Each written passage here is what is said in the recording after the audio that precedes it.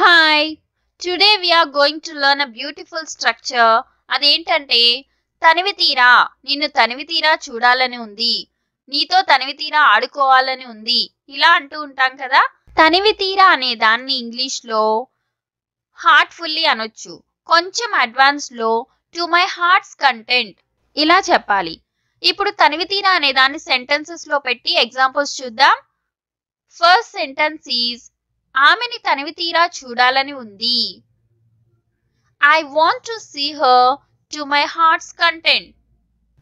ఆమెతో తనివి తీరా ఉండాలి అనుంది. I want to stay with her to my heart's content. ముందు సెంటెన్స్ వస్తుంది ప్లస్ లాస్ట్లో తనివి తీరా అనేదాన్ని టు మై హార్ట్స్ కంటెంట్ అని పెట్టాలి. మీతో తనివి తీరా ఆడుకోవాలని ఉంది. I want to play with you to my heart's content. ఆమెతో తనివి తీరా మాట్లాడాలని ఉంది. I want to talk to her to my heart's content.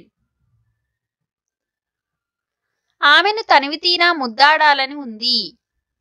I want to kiss her to my heart's content. ఆమెను తనివి తీరా పట్టుకోవాలని ఉంది. I want to hold her to my heart's content. నేను తనివి తీరా నిద్రపోవాలి. I want to sleep to my heart's content. Question of the day. నేను తనివి తీరా సినిమా చూడాలి అనేదాన్ని ఇంగ్లీష్లో ఏమంటారో కమెంట్ సెక్షన్లో కమెంట్ చేయండి.